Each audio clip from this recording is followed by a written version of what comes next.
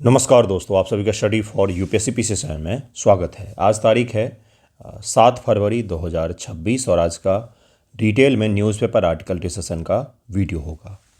Headline देखिए क्या है। हेडलाइन तो है फ्यूचर परफेक्ट, अर्थात छठी बार भारत ने अंडर 19 विश्व कप का खिताब जीता है, जिसमें 80 रनों में 175 रन की शानदार पारी देखी मैंने। 15 छक्के 15 चौके ये लगाए वैभव सूर्यवंशी ने। डेल स्टेन का नाम जानते हैं, दुनिया के सबसे बेहतरीन बॉलर रहे अपने समय के। मतलब रोहित शर्मा जो है उन्होंने भी बोला था कि मैं डेल स्टेन को खेलने समय थोड़ा सा घबराता हूँ। आप समझ सकते हैं किस स्तर के बॉलर होंगे। इन्होंने वैभव सूर्यवंशी के लिए बोल रहा है कि इस तरह का बैटर आज तक कोई भी नहीं आया किसी भी देश के क्रिकेट में, जिस तरह से वैभव सूर्यवंशी खेलते हैं। तो फ्यूचर परफेक्ट है क्रिकेट में हमारा। किस चीज़ में? क्रिकेट में। ठीक है, तो ये तो आज हम लोग पढ़ेंगे नहीं। इसके अलावा एक बहुत ही दुखद सा खबर है। इस्लामाबाद पाकिस्तान के शिया मस्जिद में, शिया और सुन्नी के अलग अलग मस्जिद होते हैं। बिल्कुल सही सुन रहे हैं आप।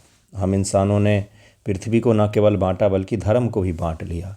ठीक है, शिया और सुन्नी के मस्जिद अलग अलग होते। तो शिया मस्जिद में अटैक हुआ जिसमें 31 लोग मौत हो गई और 169 से ज़्यादा इंजर्ड हैं। इस अटैक का सीधा सीधा ब्लेम वहाँ की सरकार ने भारत के ऊपर में डाल दिया कि भारत सरकार ऐसा कर रहा है, हम क्यों अटैक करवा रहे भाई। उनके अपने अंदर ही इतने सारे फ्रैक्शंस मौजूद हैं, इतने बड़े स्तर का टेररिज्म है उनके अपने यहाँ ही, कि वो अपने आपस में ही इस चीज़ के लिए जिम्मेदार हैं। तो भारत सरकार ने कंडेम किया है कि ये गलत बयानबाजी की जा रही है वहाँ के सरकार के द्वारा। आज जो हम लोग प्रमुख न्यूज़ में पढ़ेंगे उसमें से एक है SC/ST एक्ट, क्योंकि आपको पता होगा बिहार में आजकल SC/ST एक्ट जो है ये बहुत ज़्यादा चर्चा में। हुआ क्या है, दरभंगा जिला के गांव है कुशेश्वर के पास में, हरिहर ऐसे ही करके कुछ गांव है। देखिए यहाँ पर है ये न्यूज़, इसको ज़रा हम लोग डिटेल में समझेंगे क्योंकि BPSC ने कॉमन प्रकार के न्यूज़ से भी सवाल बनाने शुरू कर दिए और ये कॉमन न्यूज़ कहीं से भी नहीं है। इसको ज़रा हम लोग समझेंगे। बिहार में हुआ क्या, तो SC/ST एक्ट लगा दिया पूरे गांव के ऊपर में ही, जिसको लेकर के वहाँ पर अब राजनीति भी हो रही है।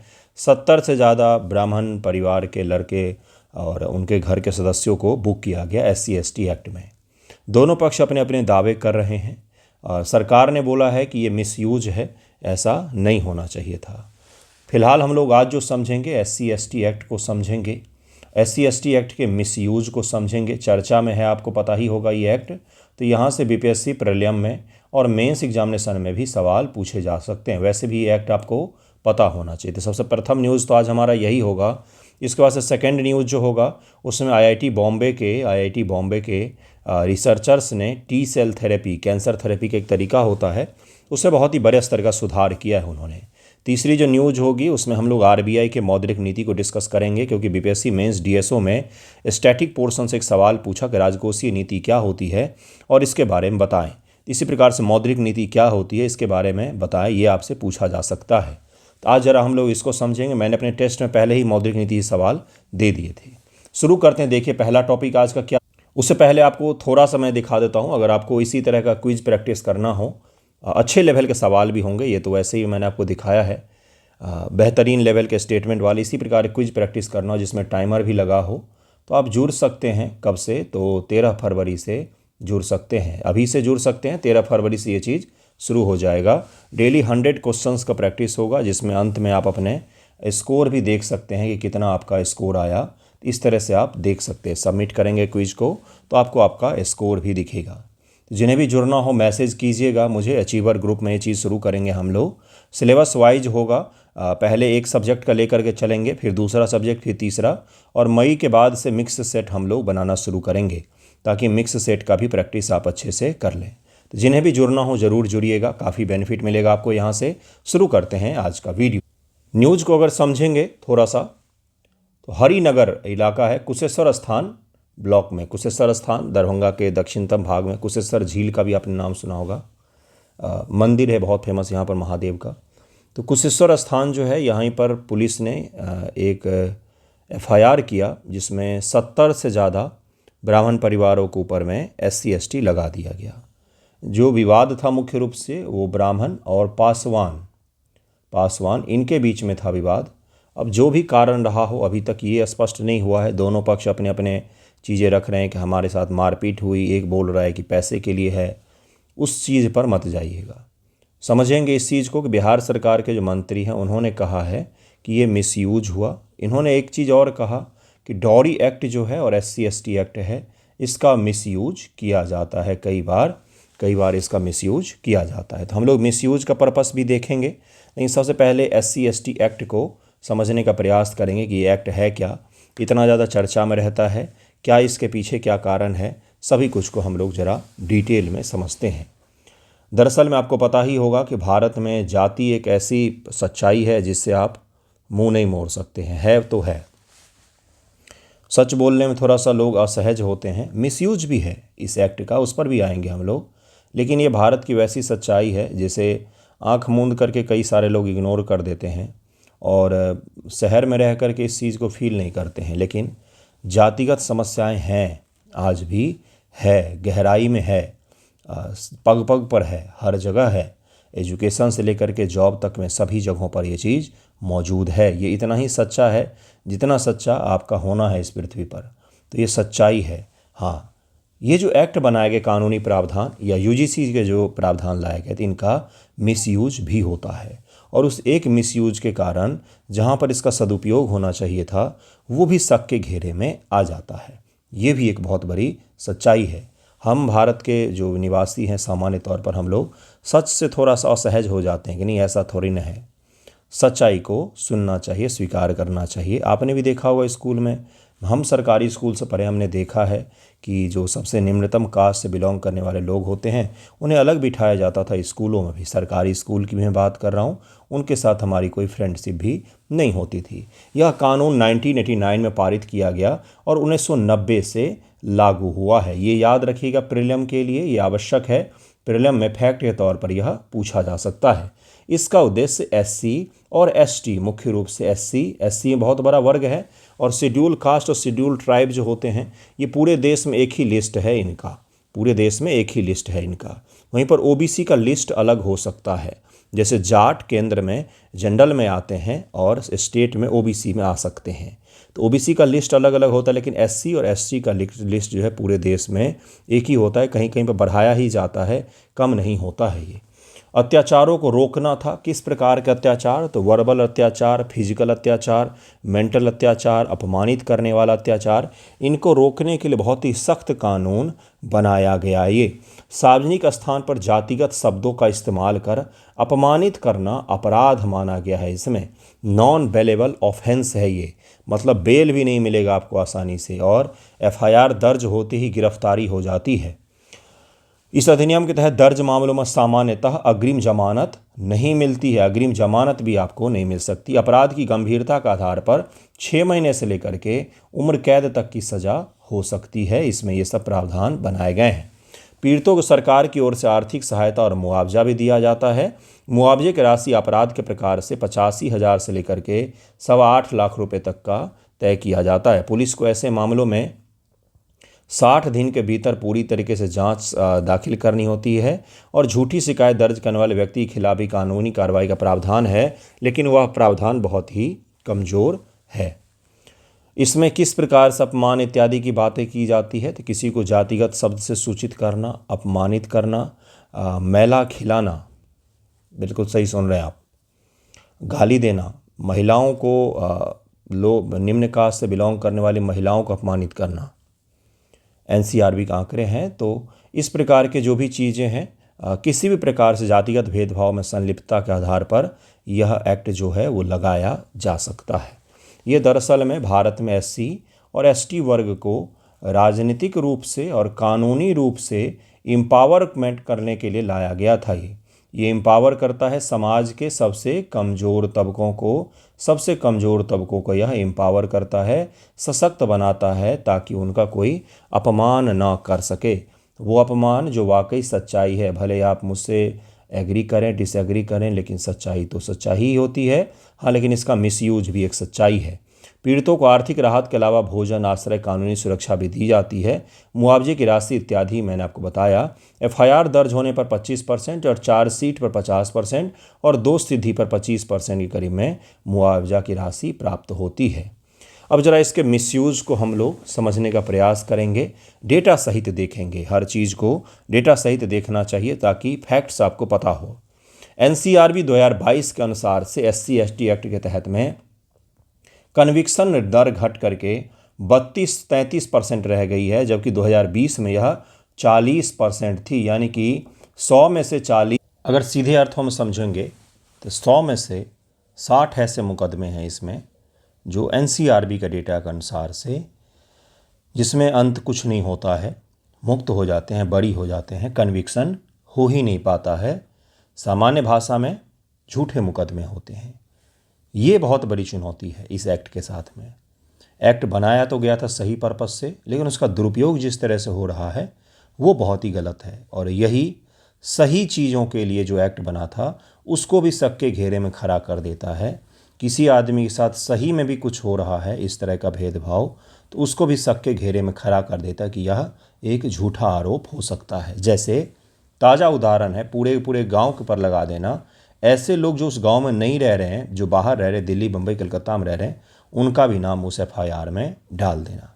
आपका नाम इस FIR में आ गया, ना तो आप सरकारी नौकरी कोई कर सकते हैं, ना तो आप विधायक बन सकते हैं, ना सांसद बन सकते हैं। गवर्नमेंट का तो कोई नौकरी आपको मिलेगा भी नहीं, प्राइवेट में भी आपको मुश्किल से ही मिले। जहाँ पर भी वेरिफिकेशन होता है प्राइवेट में भी, वहाँ पर भी आपको नहीं मिलेगा। तो ये एक बहुत बड़ी चुनौती है। अकॉर्डिंग टू NCRB है ये, तो नेशनल क्राइम रिकॉर्ड ब्यूरो का यह डेटा है, इसलिए आप इस पर सवाल भी नहीं उठा सकते क्योंकि सरकारी डेटा है ये।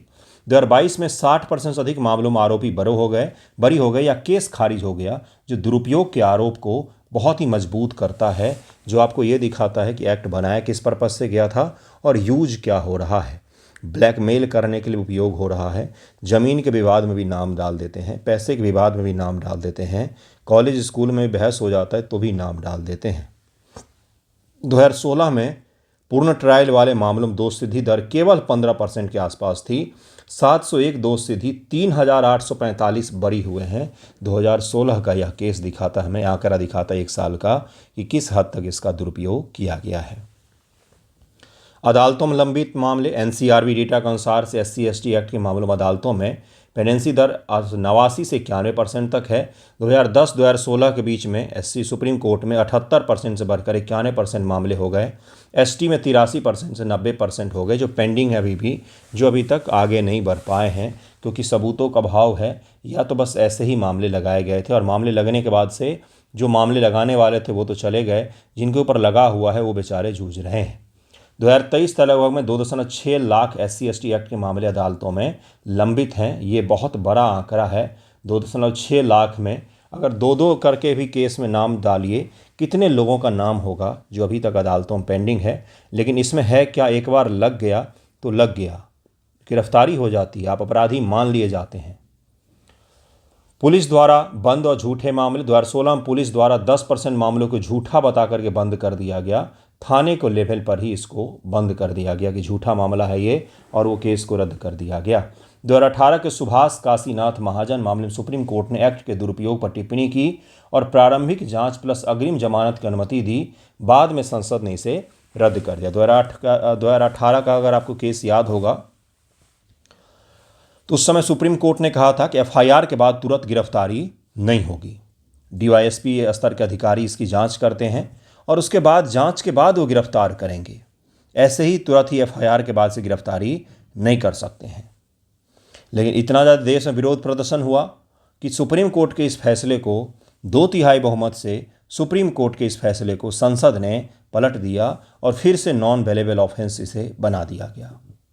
यानी कि सुप्रीम कोर्ट ने प्रयास किया था, चूँकि उसके समक्ष बहुत सारे केस आ रहे थे, कि इसमें नॉन बेलेबल ऑफेंस को पहले जांच करें फिर जाके आप गिरफ्तार कीजिए, उस प्रकार से बनाया जाए। लेकिन उसे भी संसद के द्वारा 2/3 मेजोरिटी से पलट दिया गया, क्योंकि अपने यहाँ पर है क्या, एक प्रावधान होता है जिसमें संविधान की सर्वोच्चता है। थोड़ा सा और डीप में जाऊँगा, कॉन्स्टिट्यूशन की सुपरमेसी है, यानी कि ना तो संसद सर्वोच्च है यहाँ पर, ना तो सुप्रीम कोर्ट सर्वोच्च है। ये जुडिशियल रिव्यू का एक बहुत ही शानदार सा उदाहरण था।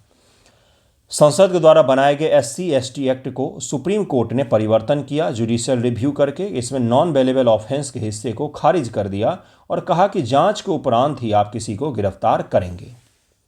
ठीक, लेकिन भारत के संविधान के हिसाब से सुप्रीम कोर्ट के किसी फैसले को संसद के द्वारा 2/3 मेजोरिटी से पलट सकता है, संसद उसे बदल सकता है, और उसे बदल दिया गया, उसको खारिज कर दिया गया। तो ये एक शानदार उदाहरण है जहां पर ना तो संसद सर्वोच्च है, ना तो सुप्रीम कोर्ट सर्वोच्च है, संविधान की सर्वोच्चता है भारत में, उसका यह बहुत ही शानदार उदाहरण रहा। तो इसे भी जरूर याद रखिएगा। नेक्स्ट टॉपिक है repo rate study at 5.25% financial 2026 GDP, inflation projections raise, मतलब इन्फ्लेशन बढ़ सकता है, बाकी जो है रेपो रेट वो 5.25% पर ही आरबीआई ने बना करके रखा हुआ है। इस टॉपिक को हम लोग डिटेल में इसलिए पढ़ रहे हैं क्योंकि स्टैटिक टॉपिक से भी बीपीएससी मेंस में भी सवाल पूछे जा रहे हैं, जैसे राजकोषीय नीति से जुड़ा हुआ सवाल पूछा गया है। मैंने पिछले टेस्ट में इकोनॉमिक्स में बच्चों को दिया था लिखने के लिए, मौद्रिक नीति के बारे में लिखिए, मौद्रिक नीति क्या है इसके बारे में बताइए। तो उसी प्रकार से आज हम लोग जरा समझेंगे कि मौद्रिक नीति क्या होती है। मॉनेटरी पॉलिसी जिसको कहा जाता है, बाइलिंगुअल होगा तो उसकी टेंशन मत लीजिएगा। रिजर्व बैंक ने मौद्रिक नीति समिति, रिजर्व बैंक की यह समिति होती है एमपीसी जिसे कहा जाता है, 6 फरवरी 2026 को अपनी बैठक में रेपो रेट को 5.25% पर अभी तक स्थिर रखा है। 26 के लिए जीडीपी अनुमान को 7% बढ़ाकर 7.2% कर दिया गया है। मुद्रास्फीति को 4.5% के आसपास में कर दिया गया है। गवर्नर तो अभी दूसरे हैं, शक्तिकांत दास नहीं है, कोई और हैं, और ये सारे के सारे फैसले लिए गए। ये आंकड़े आपको याद करने की आवश्यकता बिल्कुल भी नहीं है, इन आंकड़ों से सवाल नहीं पूछा जाता। बस एक चीज़ याद रखना है, 5.25% के आसपास में यह रेट रखा गया है। कुछ डेफिनेशन देखेंगे, फिर इसके महत्व को जरा समझेंगे। रेपो रेट आरबीआई द्वारा बैंकों को अल्पकालिक ऋण पर लगाई जाने वाली ब्याज दर जो मुद्रास्फीति और विकास को नियंत्रित करती है। आरबीआई के द्वारा वाणिज्यिक बैंकों को जो अल्पकालिक ऋण मिलता है उस पर जो रेट लगाया जाता है उसको कहा जाता है रेपो रेट। उस ब्याज दर को कहा जाता है रेपो रेट। ये इस रेपो रेट कहा जाता है इसे। मौद्रिक नीति समिति द्वारा आरबीआई द्वारा गठित 6 सदस्य समिति होती है, एमपीसी जिसे कहा जाता है, मॉनेटरी पॉलिसी कमेटी, जो मुद्रास्फीति लक्ष्य को 4% से ±2 पर बनाए रखने के लिए नीतियां तय करती है। ना तो मुद्रास्फीति ज़्यादा जाना चाहिए, मुद्रास्फीति का सामान्य भाषा में क्या कहते हैं, इन्फ्लेशन या महंगाई, ना तो रुपए का डिवैल्यूएशन, ना तो महंगाई ज़्यादा जाना चाहिए, ना तो महंगाई कम होनी चाहिए। दोनों ही स्थिति इकोनॉमी के लिए ख़राब होती है। महंगाई बिल्कुल ही शून्य हो जाएगा तो जो उत्पादक हैं वो हतोत्साहित हो जाएंगे क्योंकि उनका प्रॉफिट बनना बंद हो जाएगा, और जो उत्पादक हैं अगर वो हतोत्साहित होंगे तो जॉब क्रिएशन नहीं हो पाएगा। प्रोडक्शन ही अगर कम हो जाएगी तो जॉब क्रिएशन कहाँ से होगा। इसलिए महंगाई शून्य भी कभी नहीं किया जाता है।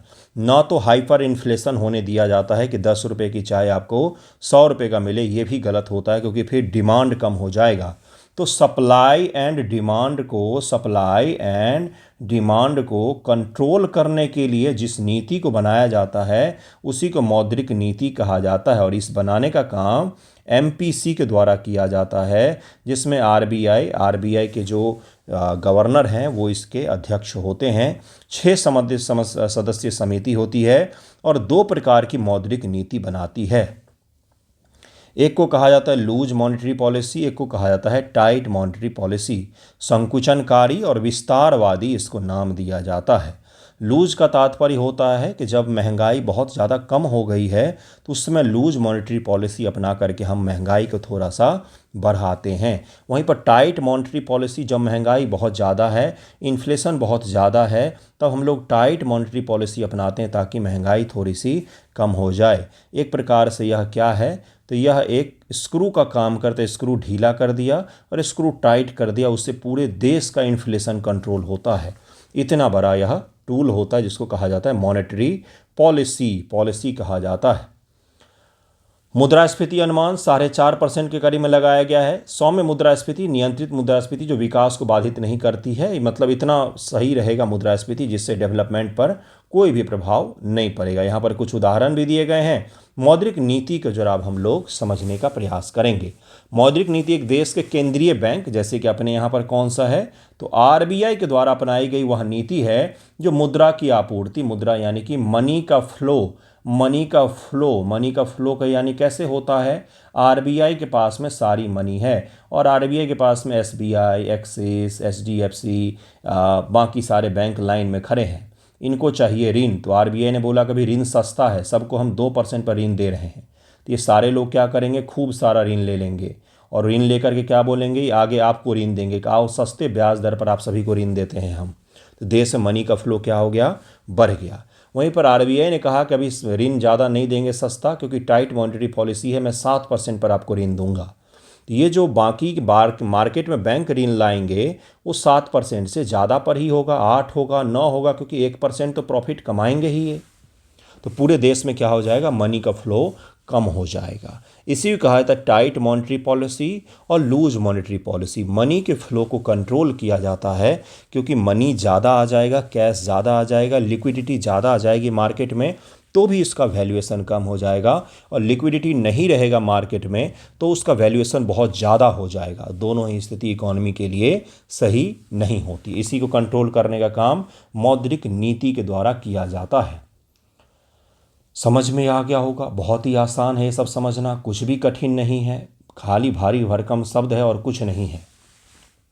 मुख्य रूप से मुद्रास्फीति, बेरोजगारी व आर्थिक स्थिरता को प्रभावित करती। भारत में आरबीआई मौद्रिक नीति का प्रबंधन करती है। उसके अलग अलग टूल बनाए गए। अलग अलग टूल कौन कौन से हैं, तो repo rate, reverse repo rate, CRR, SLR, BR, bank rate, ये सब क्या हैं, ये सब इसके टूल हैं जिसको आरबीआई ज़्यादा कम करती है, और पूरे देश में करोड़ों खरबों लाखों का जो है मनी फ्लो बढ़ जाता है और कम हो जाता है। ठीक है।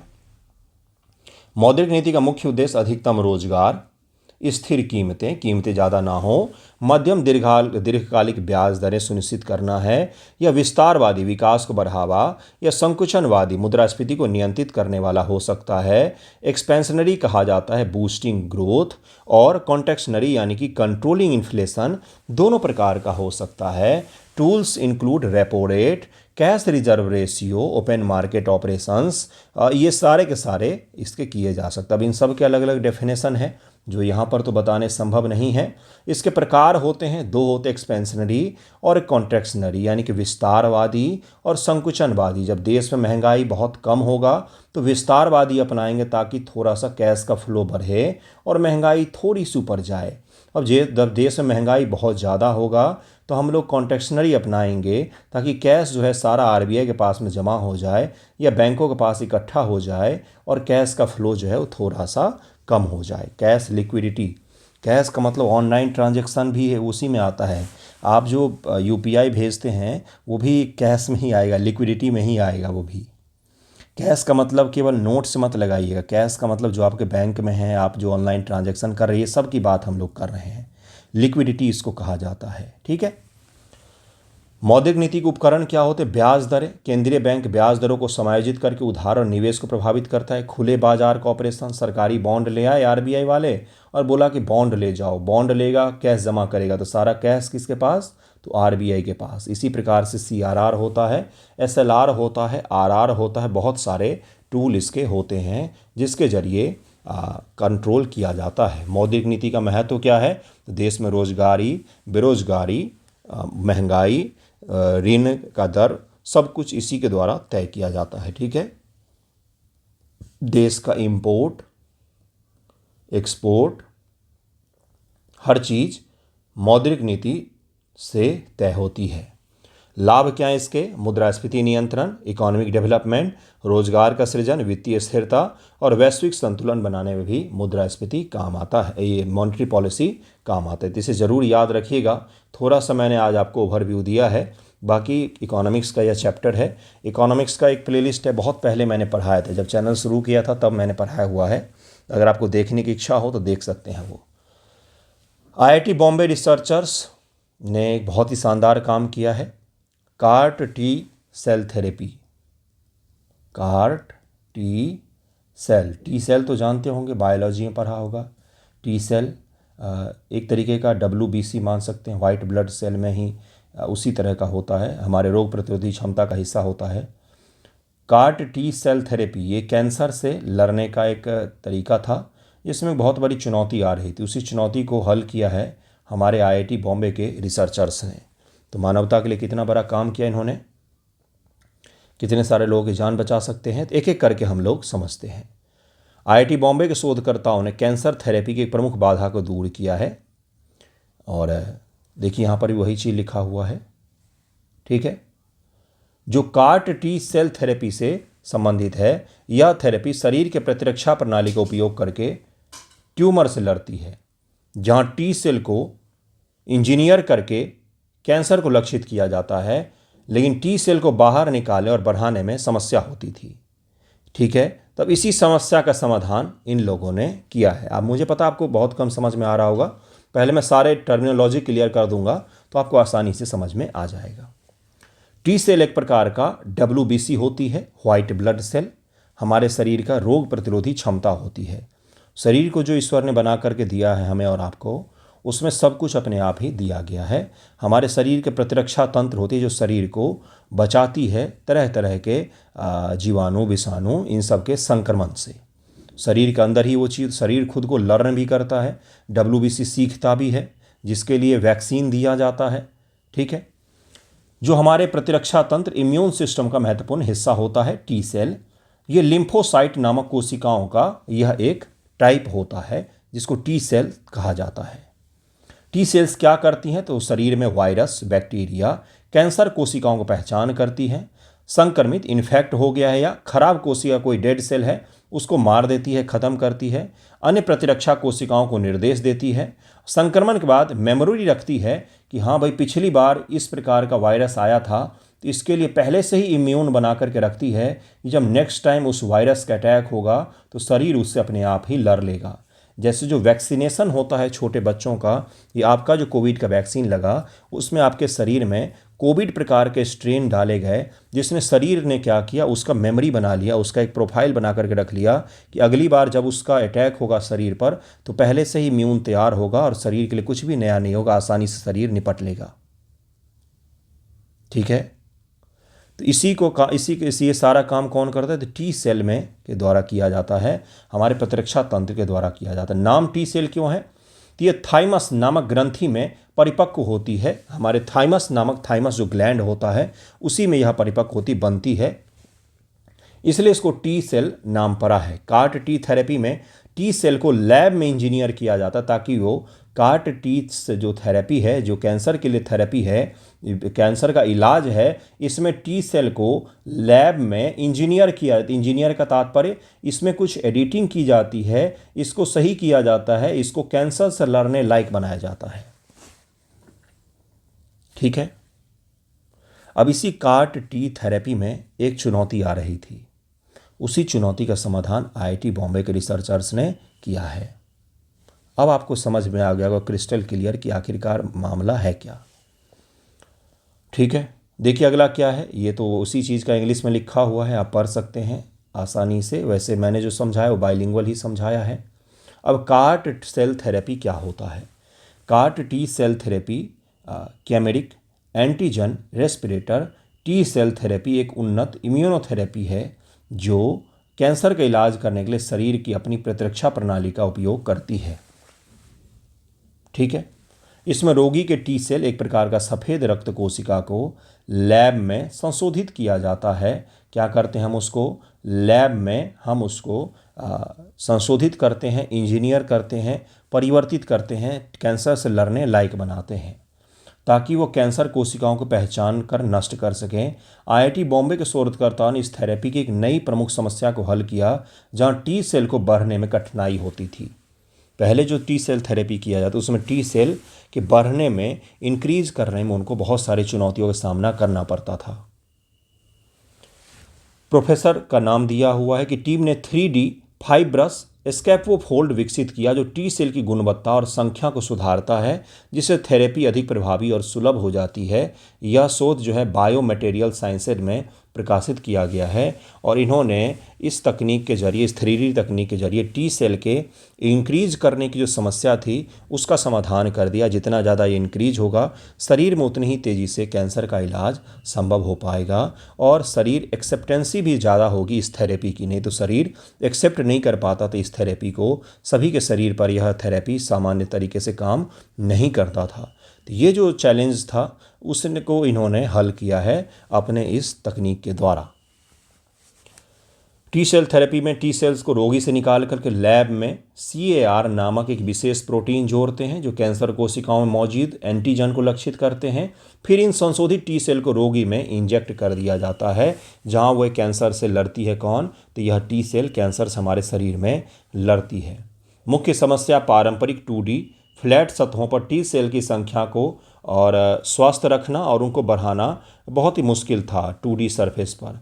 इसलिए IIT बॉम्बे के शोधकर्ताओं ने 3D स्कैफोल्ड जैव अनुकूलन फाइबर, जिसको क्या कहा जाता है, बायो कॉम्पैटिबल फाइबर कहा जाता है, ये इन्होंने यूज किया है ताकि टी सेल का रिकवरी दर ज़्यादा हो, ज़्यादा तेज़ी से बने, सभी में यह क्या हो तो कॉम्पैटिबल भी हो, सभी के शरीर में यह आसानी से काम भी करे। इसी तकनीक को इन्होंने डेवलप किया है जिसको कहा जाता है CAR T थेरेपी में जो सबसे बड़े चैलेंज आ रहे थे उसको इन्होंने एड्रेस किया है। तो यहाँ पर सारा कुछ टर्मिनोलॉजी आपको समझा दिया है मैंने, आपको समझ में भी आ गया हो। और सबसे बड़ी चीज़ जो है इस टी सेल के साथ जो IIT बॉम्बे ने डेवलप किया है कि पारंपरिक रूप से जो काफ़ी महंगी होती थी उसकी जगह पर ये जो IIT बॉम्बे ने डेवलप किया है ये उसकी तुलना में थोड़ी सी सस्ती होगी। तो इसके बारे में प्रीलिम में आपसे पूछा जाएगा, प्रीलिम में आप इसे हल करेंगे।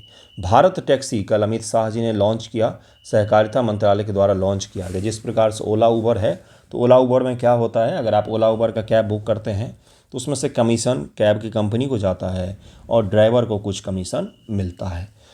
लेकिन यहाँ पर क्या है, इसमें ये किया गया सहकारिता भारत टैक्सी नामक एक ऐप लॉन्च किया गया है जिसमें सारा का सारा पैसा जो आप पे करेंगे यह ड्राइवर को ही जाएगा। भारत का पहला सरकारी समर्थित सहकारी आधारित राइड होल्डिंग प्लेटफॉर्म है भारत टैक्सी। 5 फरवरी 2026 को 6 फरवरी 2026 को केंद्रीय गृह मंत्री द्वारा औपचारिक रूप से इसे लॉन्च किया गया है जिसको भारत टैक्सी नाम दिया गया है। ड्राइवर ऑन्ड मॉडल है, मतलब कि ड्राइवर जिन्हें सारथी कहा जाता है सहकारी के मालिक होते हैं, न कि सिर्फ कर्मचारी। वे शेयर खरीदकर कोऑपरेटिव में भी शामिल हो सकते हैं। 0 कमीशन है, शुरुआत में कोई कमीशन नहीं है। 100% किराया सीधे ड्राइवर के पास जाता है, बाद में मामूली शुल्क चार्ज हो सकता है ड्राइवर के कल्याण इत्यादि के लिए। नो सरचार्ज है, कोई सरचार्ज या डायनेमिक प्राइसिंग नहीं है। किराया हमेशा निश्चित और सस्ता ही रहता है। ड्राइवर कल्याण, स्वास्थ्य बीमा, सुरक्षा कवर, पेंशन इत्यादि भी इसमें सब कुछ दिया जा रहा है। 2 व्हीलर, 3 व्हीलर और 4 व्हीलर सभी को शामिल किया गया भारत टैक्सी में और सभी प्रकार के ऐप पर यह मौजूद होगा। सहकारी का मतलब क्या है कि प्राइवेट ड्राइवर्स हो गए और सरकार ने उनको एक प्लेटफॉर्म बना करके दिया है, तो सरकार और प्राइवेट मिल करके काम कर रहे हैं, इसी को सहकारी सामान्य भाषा में कह दिया जाता है। तो भारत टैक्सी जो है यह समावेशिता, इंक्लूसिवनेस का एक बहुत ही शानदार उदाहरण है जहां पर सरकार चाह रही है कि ड्राइवरों को ही 100% पैसा जाए। जैसे ओला उबर आप बुक करते हैं सामान्य तौर पर ऊपर या रैपिडो इत्यादि, तो उसमें कंपनी को पैसा जाता है और ड्राइवर को भी जाता है, दोनों के कमीशन होते हैं। लेकिन यहाँ पर जो सारा का सारा पैसा है वो ड्राइवरों को ही जाएगा 100%। बाद में हो सकता है 2% या 3% सरकार ले ले क्योंकि ड्राइवरों के कल्याण पर उन्हें खर्च करना होगा, लेकिन फ़िलहाल में तो यही है। तो ये क्या है, तो ये है आपका भारत टैक्सी जिसे कल लॉन्च किया गया है। आज का वीडियो यहीं पर एंड होता है। एक और टॉपिक है बिहार स्पेशल का जिसे हम लोग कल करेंगे। कौन सा टॉपिक है, तो सभी ब्लॉक में डिग्री कॉलेज खोले जाएंगे ताकि हायर एजुकेशन में लोगों की जो इनरोलमेंट है वो बढ़े। तो ये कल हम लोग पढ़ेंगे। आज के लिए धन्यवाद आप सभी का वीडियो देखने के लिए।